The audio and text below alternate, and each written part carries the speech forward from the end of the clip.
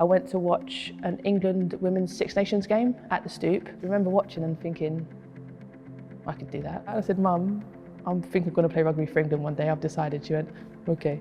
2 years later, I was running out for my first cap. So I was 25 years old, got into my first session, turned up with my mum, because she literally follows me everywhere. She is a great mum, very supportive. I settled in straight away. What makes rugby really special is the fact that you can have so many different types of people, and whether that's sort of physical type of people or emotional type of people or even the personality types, you need a bit of everyone. And it's about celebrating that difference, because we're not all the same. We don't want to all be the same. We need difference, and I love celebrating it. I've come from doing an international sport in athletics, training 5-6 days a week, competing on the weekend. So I did just want to chill out. But someone just told me about an open day that Aylesford Bulls in association with Harlequins had on, and that was at Surrey Sports Park. I couldn't go to that, so I emailed the person in charge. She just came straight back with, not a problem, just come to a couple of training sessions, see how you get on. It was good fun, and even afterwards they came up to me and said, already we see a good potential in you.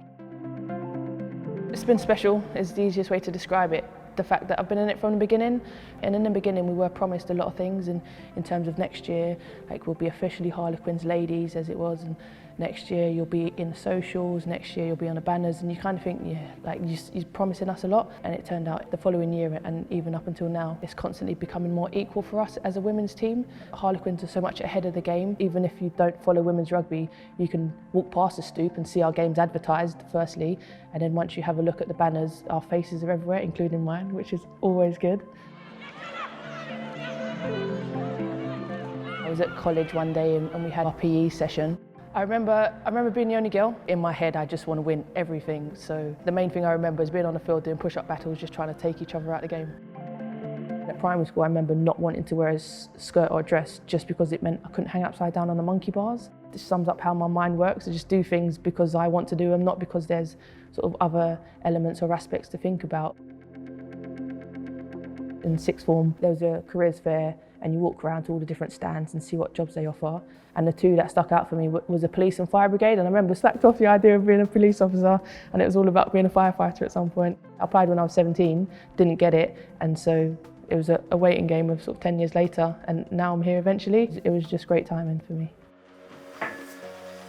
I'm a very practical person. It's a very practical career, and it just fits. In 2017 and 2018, turning up at a job in full PPE, clearly a firefighter, people are still surprised that women are firefighters, and I make a habit of asking women, would you be a firefighter? And a lot of them say, oh no, I don't think I'm strong enough, or I don't think they're right for the job. And I go, well, how strong do you have to be? And they say, oh, I don't know.